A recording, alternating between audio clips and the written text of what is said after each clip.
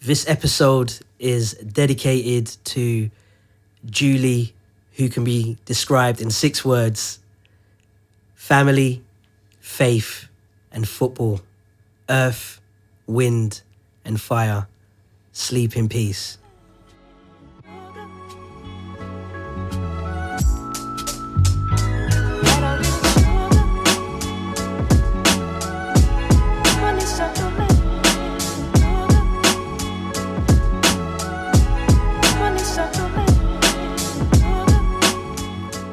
Yes. People, we are back. We are back and we are here to do what we normally do. If this is the first time you've ever laid eyes on this podcast, or you're listening through your speakers or your earphones, or however you are taking it in, this is the Conversations with C&C podcast. The place where exploration aligns itself with experience and expertise, and where we touch on topics related to race, therapy, and culture, that broad spectrum, and the topics and themes that we unpack and cover will always fall into, one of those boxes. My name's Claude. I'm an integrated therapist. And I'm alive and breathing and feeling good to be here. I'm with the man of mans, Dr. Carl Barge is what I call him, Doctor. I'll let the doc introduce himself. The original DOC. Yeah. Thank you, Brother C. It's wow. I was struck by that opening. That opening, because you shared with me going to the funeral and how your sister was described, earth, wind, and fire. Yeah, that's amazing send off. Thoughts and prayers with her family. But yeah, I'm Carl, as Brother C says. I'm here. I'm ready just to unpack. You're such a wordsmith, man. You put those words together so beautifully. But it's good to be back in the chair once again. We kind of we have an affinity for this green couch, and chopping it up as we do race, culture, and therapy. As you say, broad spectrum, and so much meaning, so much different meanings within that spectrum. So yes, we're gonna lay it down. We're gonna lay it down once again, man. Yeah.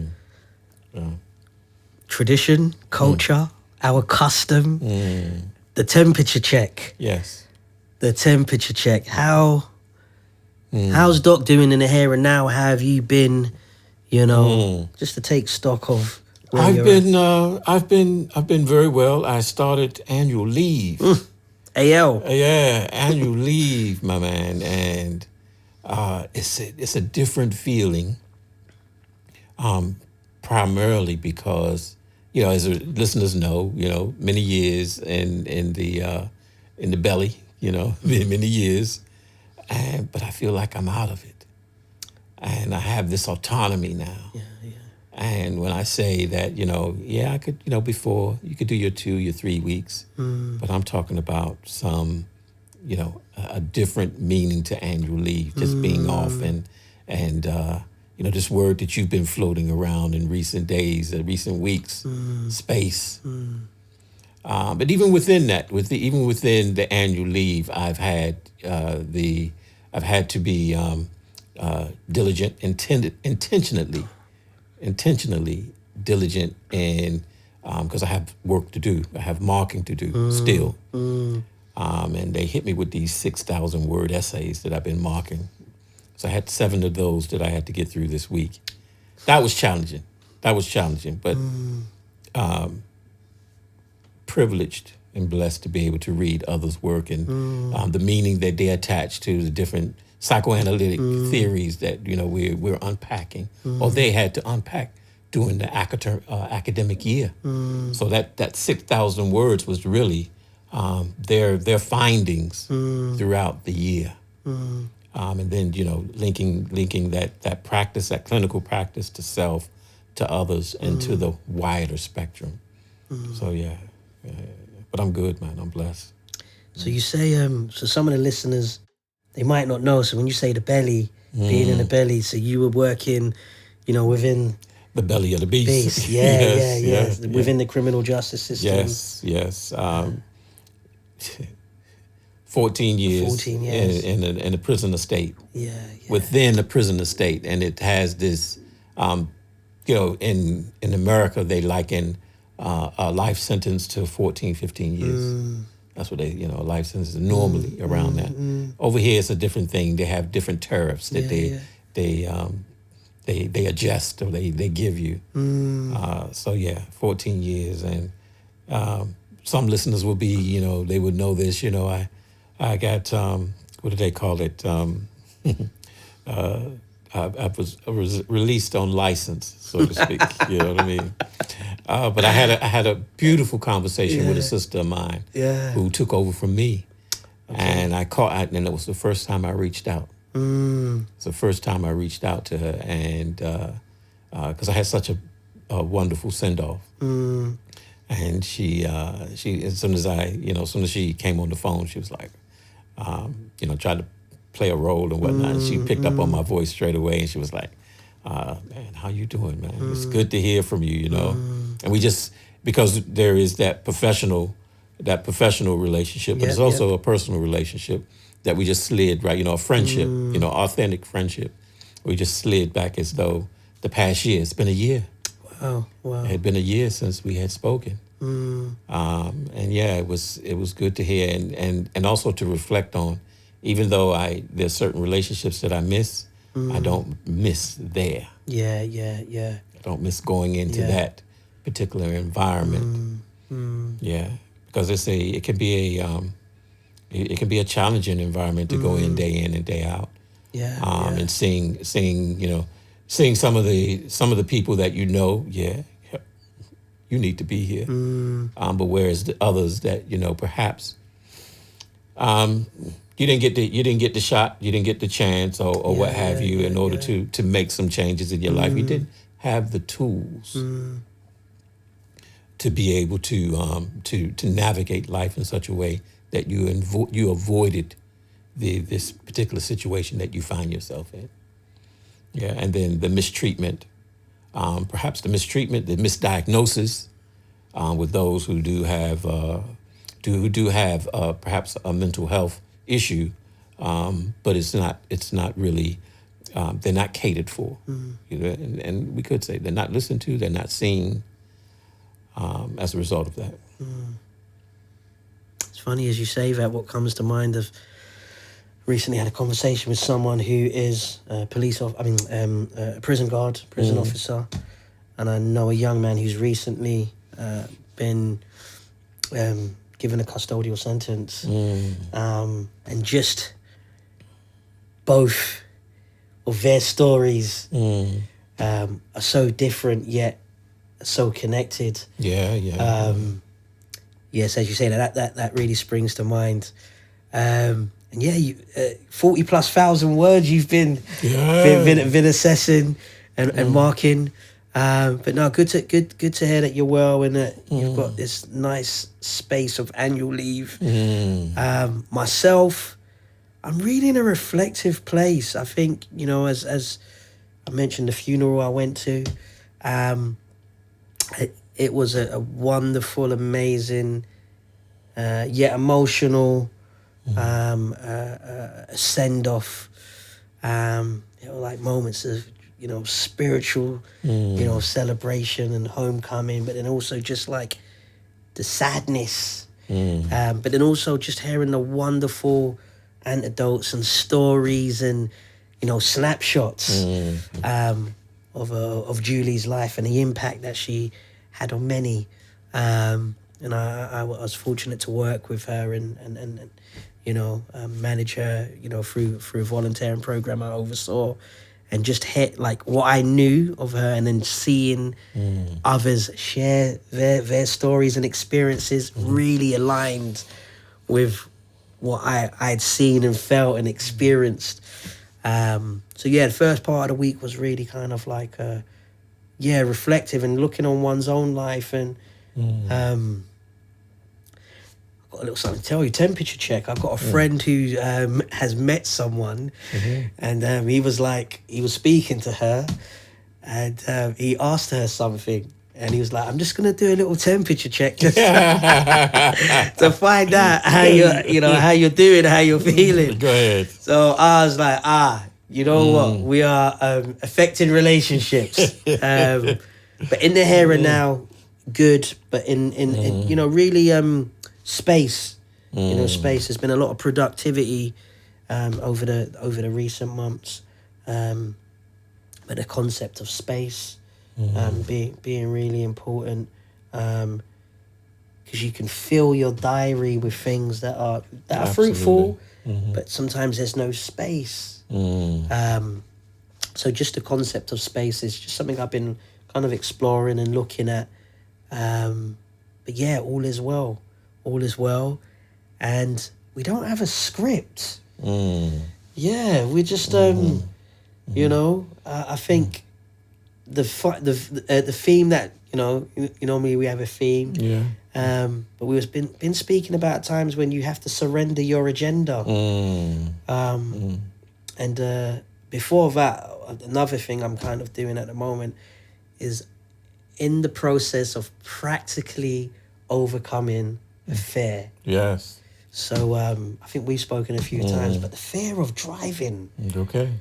Being behind the steering wheel, there's just this, there's just this fear, so that's why I don't drive. What's that acronym for fear? You remember? False expectations appearing real. Yeah. And it's so apt because, I have these like thoughts like behind the steering wheel, I'm going to crash and people in the car are going to, pass away, or I'm going to pass away, I'm going to crash into these cars. So that's, that's been a mindset that I've had for a long time, and I was just like, I've got to do something about this fear. Right. Can you pinpoint where it first started from? I can't because I've driven. Okay. I've driven and then I've crashed. Okay. But I think the fear was there before then. Okay. All right. Not even I think I know the fear was there before. So you say crash. False expectations and some schools of thought will say false evidence. False evidence, yeah. So that false evidence appearing real, but then you have some efficacy there because you did. Yes. You did. What did you hit? 3 cars. Wow. And did you? Okay. But the next one. Yeah. We keep it moving. I actually kept it moving. Yeah. Linford Christie. Yeah. Ben Johnson, Seoul Olympics, 1988. Yeah. Not on drugs, but sprinted off. But I had the same thing, man. I had a 1962 VW Bug, purple. Just had it done up, fixed up. Okay. And ran right into the back of a car that was stationary. And had my stepbrother with me, and we both, Carl Lewis, gone. Carl Lewis. Yes, man. Wow. Yeah, and I think 88, he got the silver, right? But then Ben got the gold because Ben Johnson was stripped. Right. But I got the gold that day. You got the gold. I was gone. He was gone. Okay. Yeah, but that's the thing. Having that experience, and crashing like that. Yeah, it did. For a period of time, I didn't drive myself. Yeah. I didn't drive. Yeah. I think the fear. Not even I think I know, talk, honestly and openly. That fear has had me gripped, and has kept me in a place over these multiple years, How many years are we talking about? I'm 40 plus. Okay. So, on paper should have been, could have been driving from how many years ago. So we're talking, I'd say, at least 15, 20 years. you know. So I've been doing my lessons. Okay. Yeah. So that's the practical element of facing my fears. Okay, cool. You know, let's just do it. Like, let's pedal to the metal. Right. Yeah. Pun intended. And let's face this fear and really like overcome it. You know. And on one of the lessons, I envisaged my son in the back. You know, and we were just cruising. You know, and yeah. So it's something I really am in the process of overcoming. I think it's going to be a bit of a journey, you know. But it's something that I do want to overcome, and I will overcome, and maybe pulling up to one of our sessions in the motor. Okay. When will that be? I don't know, but it's something I just said. You know what? I got to stop procrastinating. You know. Yeah, I've got to really and the motivation, just to move and just just to get around. Little man, and I just want to overcome this. Right. You know, from a spiritual aspect, you know, the good book says that he's not giving us the spirit of fear. The big man upstairs is not giving us the spirit of fear. So I'm like, I want to. I need to overcome this, and I will. So the motivation is just to be able to drive freely without the fear. Without fear. I don't want fear to have me in a corner. Okay. You know, and I feel like for a long time that has been the case. And the way it's just, okay, cool, I'll do it one day, and then one day becomes a year, then a year becomes 5 years, and then it's like, you know, you're able to commute, you've got these apps, Uber and all of this, and just, I know my way around London, and, you know, but now I'm like, nah, you know, in the words of Capleton, fire bun this fair thing, and let's overcome it, and let's just do the thing, you know, so that's where I'm at, rolling the sleeves up, you know, and you know what, I think that there's something, it's very powerful you sharing that here today, because I believe that, you know, our listeners, you know, viewers, someone will be struggling with something in relation to fear. Because it's, you know, we say that, you said that false expectations, but those expectations, I feel sometimes, you know, there are unmet expectations that perhaps we haven't dealt with, that have kept us bound, have kept us stuck in a place, and we know it's familiar. That's right. It becomes comfortable, and then you say year after year after year, then it gets to a place where maybe you know what I mean. And you don't even answer it anymore. You know, when it comes knocking on the door, you just someday, perhaps.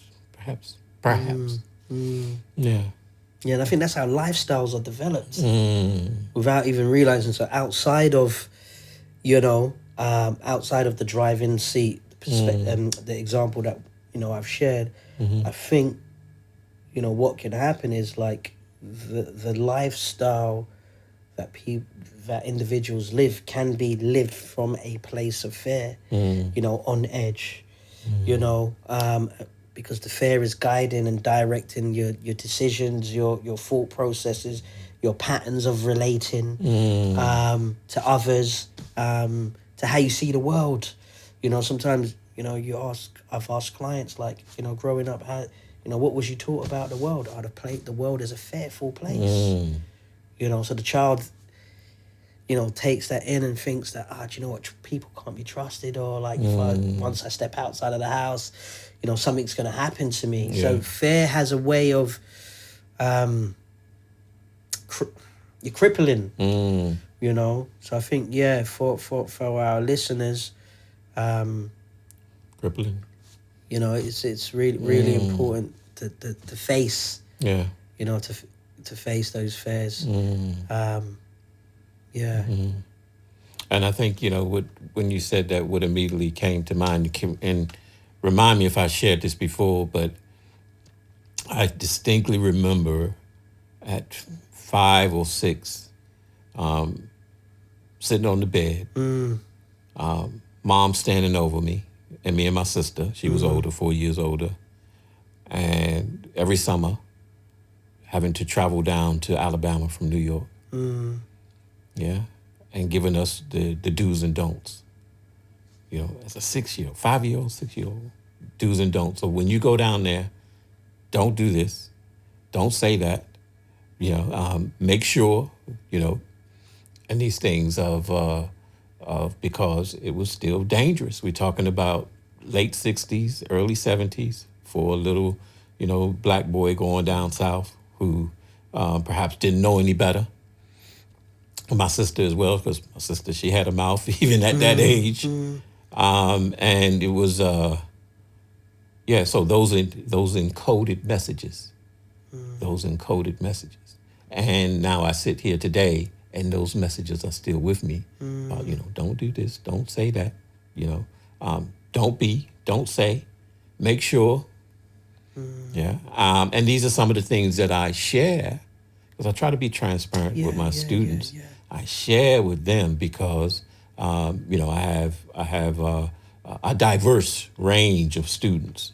But over the years, they you know, working with, you know, my white students, Asian students, say South American students, about being able to see the other.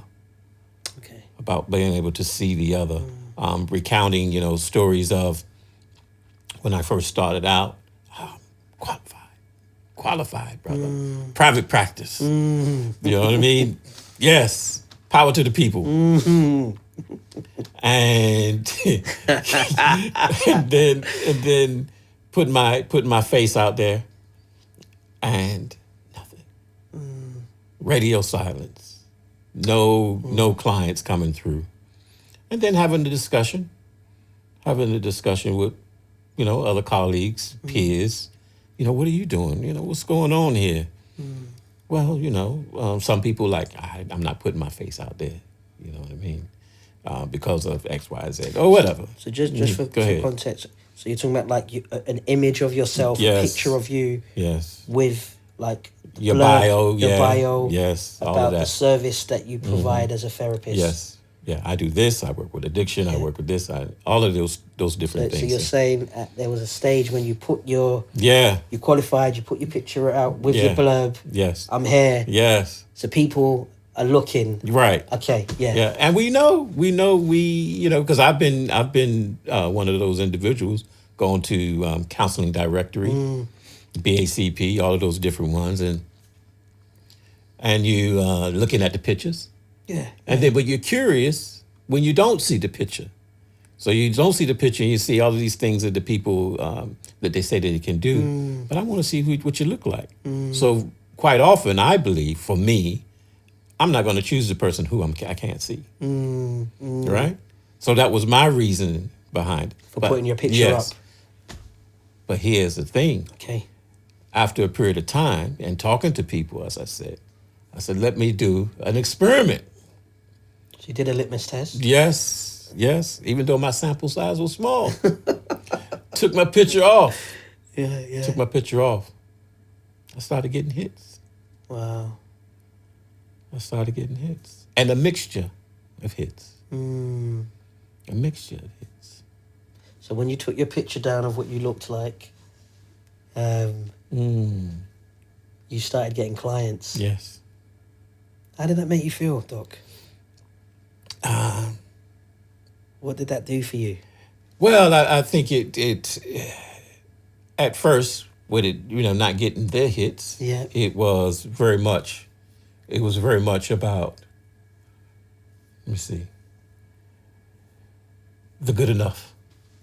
That good enough question coming to the fore. Am I good enough? Once again. Yeah, that was very much apparent because it coincided with having qualified, but also the reflections on having a lot of missed sessions with clients, DNAs as we call them. You know what I mean? Remember that, right? DNAs and how they, you know, and you know, the cliches of, well, the client is not ready, they weren't ready, and okay, but some of that you feel because you're training. You're not the full ticket. Yeah. You know, so There are gonna be some missteps, some mistakes, and the thing is, if you're not making any mistakes, then you're not learning anyway. But being a seasoned veteran now, I can say that 5-star general, sailing the ship. Yeah, you know what I mean. Yeah. So that's something that's So the picture, taking it off, doing a little litmus test, seeing if it was any efficacy in this. So yeah, it was. I started getting some hits. But then, after a period of time, I took it down because I changed directions. But nevertheless, I tell students that we want to bring, if it's there, you bring that difference into the room. Yeah. Do not avoid it. Do not say that, this whole this whole theory of colored blindness.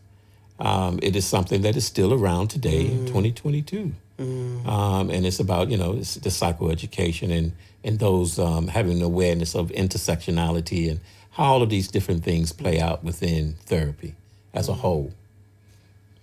Yeah. Let's not act like it's not fair, because it's fair. Yes. You know, and it's like the stone in the shoe. It's painful. It's a stone in the, like, it's going to come up at some point. And as you were talking, something came to mind. That's why I went on my phone. There's a quote, James Baldwin. Ah, yes. The Devil Finds Work, 1975. He says, to encounter oneself is to encounter the other.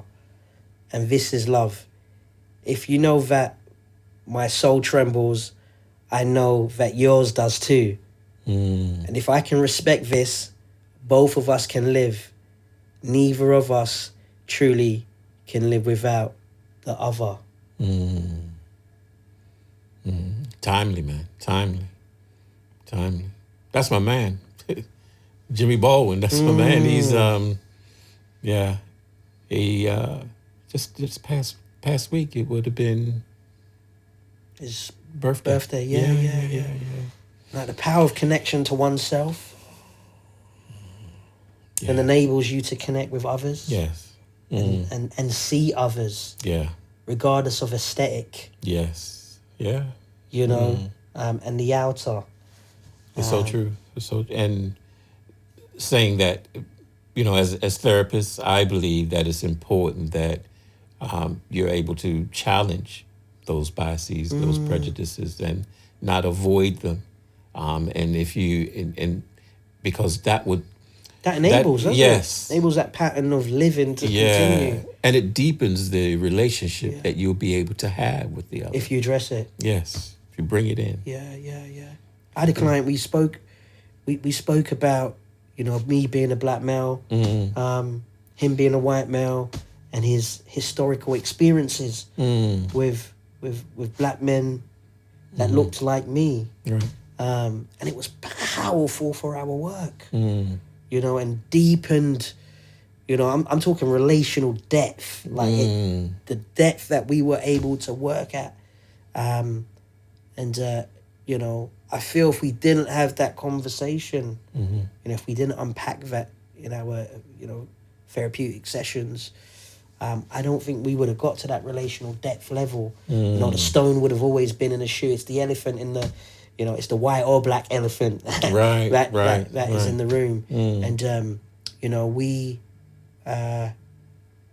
we as therapists, but also like as men outside of the therapeutic space, I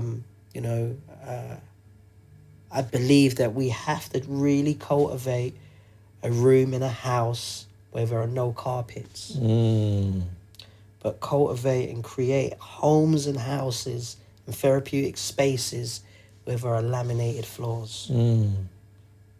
Because the carpets enable us to brush things under the carpet. And the bulge gets bigger. That's right. And it becomes visible, but no one wants to talk about it. So when doing family therapy with some of the families I work with, just, really kind of using that as an example, let's try and create a home and a house, metaphorically, where there's laminated floors, where we can see what's on the surface. And if we can't, we're going to bring it to the table and talk about it. because it's so important. You know, the addressing the hidden. You know, Absolutely. Yeah. Powerful imagery there. What's going on for you, though? Yeah. I just thinking, you know, it's the whole thinking about the ability to be able to build an environment, because what I'm hearing is safety. You know, and you know, quite often, you know, just, you know, speaking from the eye, when I think about safety, if it wasn't something that was given to your parents, that if they were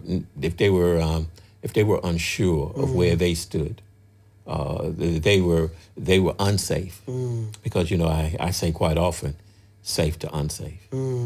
Yeah. So that concept of being in a room with someone that they can allow themselves to be unsafe, that they can allow themselves to be vulnerable in that space, because quite often, if you didn't have that ability in your early experience, you would carry it around with you, and you will carry it around or into other relationships, into your work relationships, all manners. So, because as you say, pattern of relating. Yeah, and I think just to jump in, I think there's something so powerful in what you're saying, because living in a place of where you feel unsafe with your early caregivers, or, you know, your environment, then can really impact your risk assessing skills. Okay. And I say that to say that people might say, why is this individual like living a risky life? You know, why are they putting themselves in these situations? What can't they see that it's you know, unsafe? But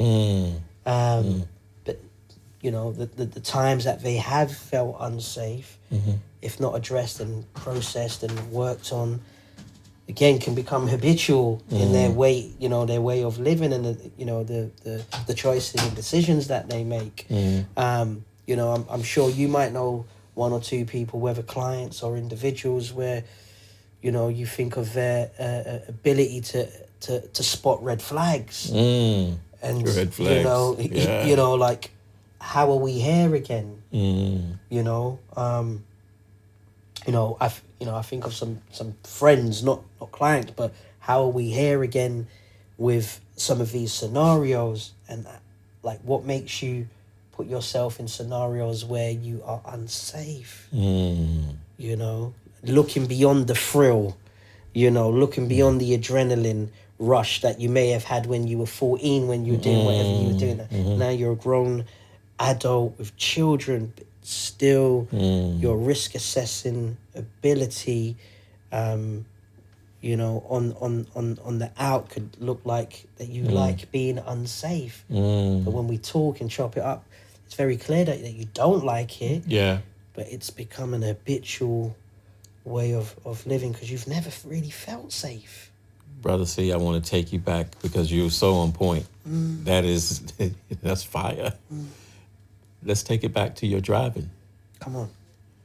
Yeah, because what you just described, for me, I got a picture of, you know, you going into that, perhaps that vehicle, no license, no license, no insurance, no MOT, all of those various things that were prevalent within that, but and then having that accident, and then, because it's a buildup, but also, what were the messages that you received, at that time, that would have kept you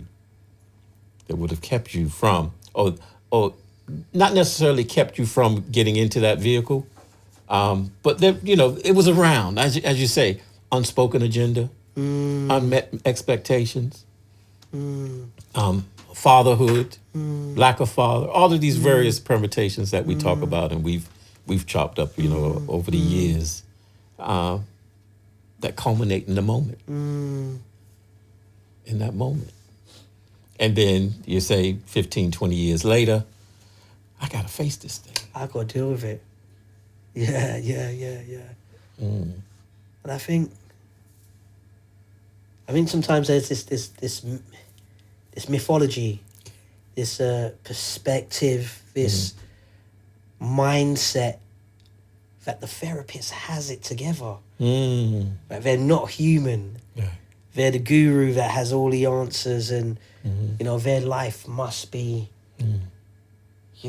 clean, pristine, packaged, without any blemishes, scars, or, without trial in the here and now. And just for the listeners, I just want to get some C4 and throw that into the mix, because that is not true. That is not true. We are human beings. As long as we are human beings on earth, we will face trials and challenges and our own kind of internal battles and conflicts. And just like you listeners, we are you are us. That's right. You're part of the village, we are part of the village. You're a part of a tribe, we're a part of a tribe. See, that's something that for the past, say, 14 years of teaching, that's something that I try to instill in students, because a lot of the times when, like with skills practice and then going into an agency setting or whatever the case may be, there's always that tension. Am I good enough? Especially when they go into that agency practice and they see their first client. And you feel, I felt it, you felt it. It's like, oh man, this is real now. It's not my peer. I don't really, because you tend to become friends with some of your peers that you work with in skills practices. So you have perhaps an insight into what's going on for them outside. You know what I mean? So you're holding that particular information as well. But this is someone who perhaps you read that assessment. You read that assessment and, okay, it's getting real now. And then what was on that assessment, perhaps they're not even touching on what was on that assessment. There's other stuff that's coming on. Come on. Yeah, and how do I hold that? How do I contain that? So that's, I tell students that not everything needs to be right with you in order for you to be able to facilitate change in the other. Therapeutic change. Yeah. Not the change that you want. Yes. But therapeutic change. And every year, it's the same thing, because it doesn't change. Because you need to be able to, the only way that I describe it is that it is allowing yourself to get out of the way. Get out of the way, because, some of the material that they share will become enmeshed with your material, and it's how you're able to bracket that material and be present for them. Because it's not about you. The art of removing yourself. Yes. For the greater good.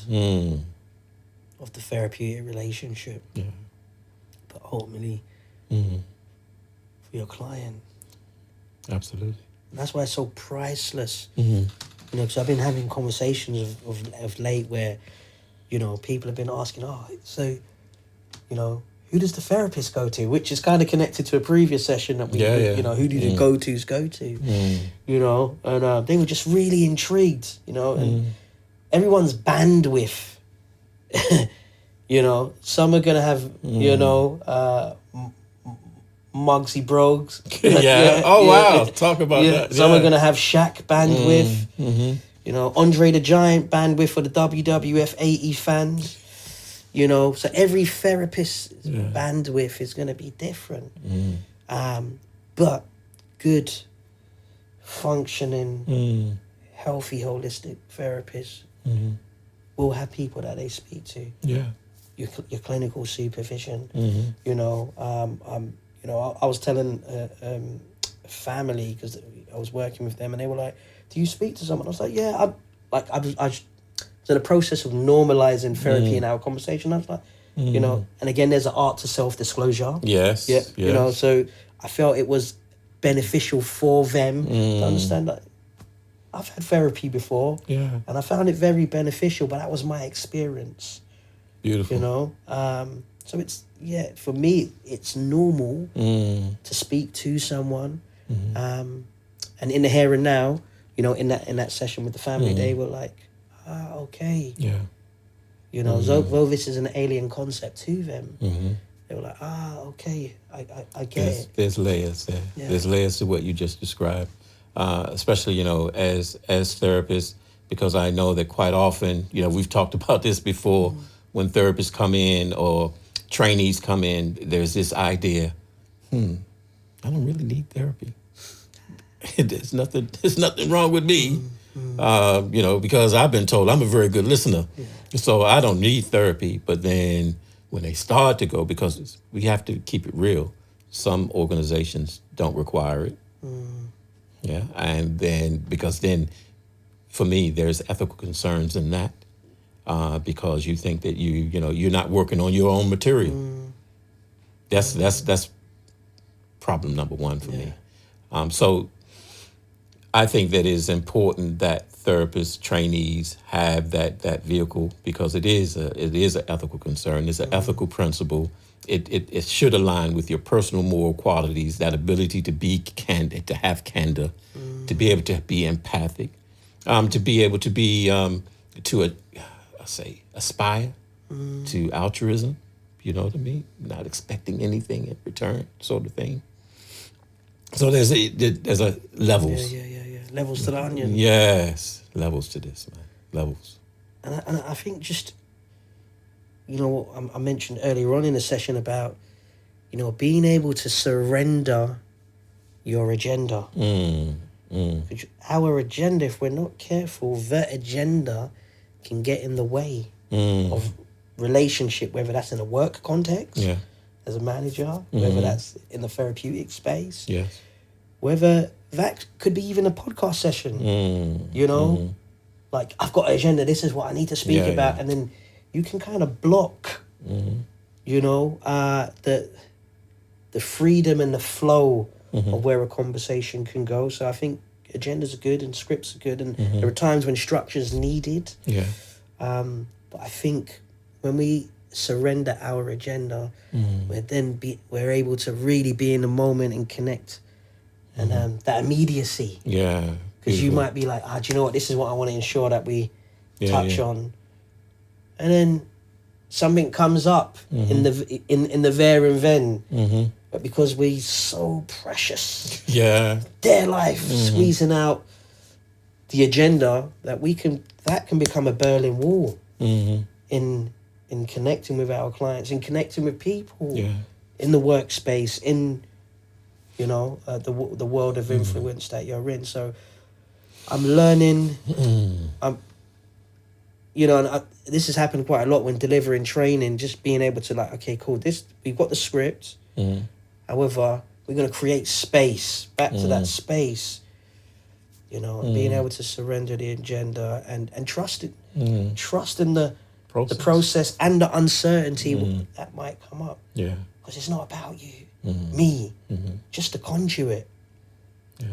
What is the need in the moment for the individual or individuals?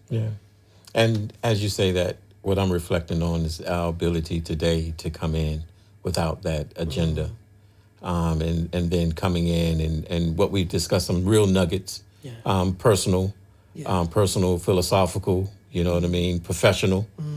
With some real meat on the bones there of, what it means, race is in there, our culture's in there, and the therapy is in there.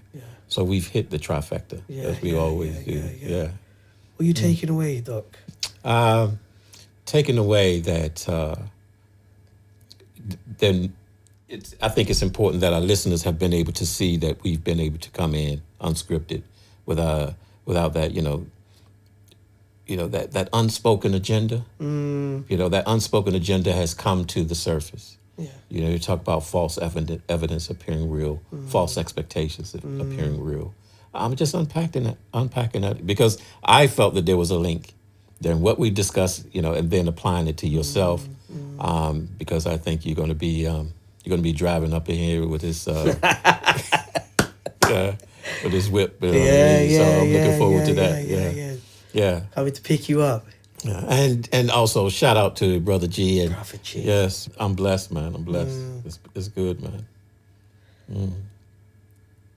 I think I'm taking away again just the further confirmation of space. This is a space. It's a space to just be. And just reflect.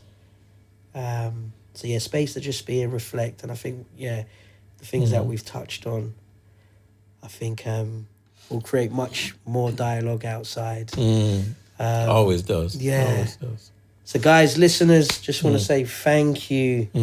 Thank you for logging in, whether that's listening, whether that's viewing. We really appreciate your time. And we hope you got something from this, as we have taken something from this. And the words of Curtis Mayfield, keep on keeping on. And enjoy whatever you're doing. Till we see you next time. Blessings.